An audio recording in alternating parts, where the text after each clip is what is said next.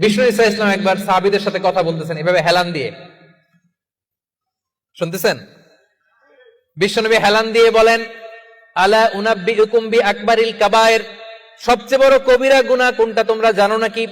সাহাবারা বললেন, আপনি সবচাইতে ভালো জানেন ইয়া রাসূলুল্লাহ, আপনি বলেন। বিশ্বনবী বললেন, সবচাইতে বড় কবিরা গুনাহ আল্লাহর সাথে শিরক করা, হেলান দিয়ে। 2 নম্বরে উকুকুল ওয়ালিদাইন, মাতা পিতার অবাধ্য হওয়া। 3 নম্বরটা যখন বলবেন হেলান থেকে উঠলেন এভাবে, সিরিয়াস।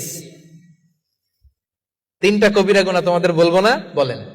2টা বলছে হেলান দিয়ে, একটা হচ্ছে আল্লাহর সাথে শিরক করা, 2 নাম্বার হচ্ছে মাতা পিতার অবাধ্য হওয়া। 3 নম্বরটা যখন বলবেন, ওয়াকানা মুত্তাকিয়ান, তিনি হেলান দেওয়া ছিলেন, ফাজালাসা, সিরিয়াস হয়ে বসলেন। এরপরে বললেন, আলা ওয়া কওলু যুর, আলা ওয়া শাহাদাতু যুর, সাবধান, মিথ্যা বলো না, মিথ্যা সাক্ষী দিও না, মিথ্যা সাক্ষী দিও না, মিথ্যা সাক্ষী দিও না। বিষ্ণুবী বলতেই লাগলেন, বলতেই লাগলেন, কতবার যে বলছেন তার কোনো হিসাব নাই। কোন সুবহানাল্লাহ। সিরিয়াস, খুবই সিরিয়াস। কারণ মিথ্যা সাক্ষী সমাজে বাতিলকে প্রতিষ্ঠিত করে, জালিমকে প্রতিষ্ঠিত করে। মিথ্যা সাক্ষী সমাজে অন্যায়কে প্রতিষ্ঠিত করে। চিল্লায় বলেন ঠিক কিনা?